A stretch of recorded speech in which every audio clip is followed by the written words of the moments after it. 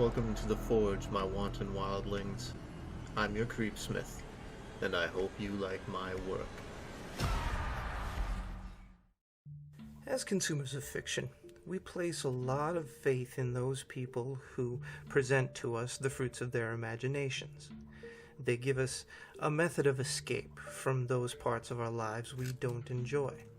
On the other hand, sometimes populations collectively produce tales of their own, honing down generations of sayings and tales that distill into mythology, that instead of escaping their reality, reflects their judgment of it. As in the case of tonight's classic creepypasta, The Tree Man. In the early 1700s, a legend began to spread very quickly. The legend was a type of boogeyman story, a cautionary tale that was supposed to influence small children to behave. Well, that's how it started anyway. The legend says, if you go near the woods in the small town at night, the tree man will get you.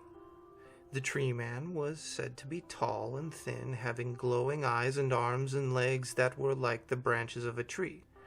The children's parents would say that's how he tricks you. Of course, some kids decided it would be fun to see if it was true or not, so they went into the woods. These kids were never seen again. About a year later, the bones of 3 kids were in fact found. Each child's remains suggested that they were around the age of 15. The bones were bleached white, picked clean of any skin or tendons. The doctors couldn't tell what had happened to them due to the significant amount of damage done to said bones. After the children's bones were found, their parents went crazy. One of the mothers even tried to kill her husband. She failed, but ended up committing suicide instead. The fathers hung themselves with dead vines found in the forest. One left a note before committing the act. It read, "I can no longer sleep. I can no longer eat or live. Every time I close my eyes, I see his face. All of this has been started by that horrible man." In 1902, a group of first and second graders began to act strangely. They would hit each other, curse at the teachers, and draw disturbing pictures. This was the worst part by far. The pictures would depict the child next to what appeared to be a dead and rotting tree in the shape of a man. He appeared to be at least 13 feet tall and have long, branch-like limbs and white eyes. 2 weeks later, all the kids mysteriously disappeared, all of them. Their parents said that the children would not stop talking about and drawing someone called the Tree Man. The noted parents were placed in a mental institution after their children vanished. Years later, in 2005, a child got lost in the woods. He was found 3 weeks later. He'd gotten thin from starvation, and he was pale and crying.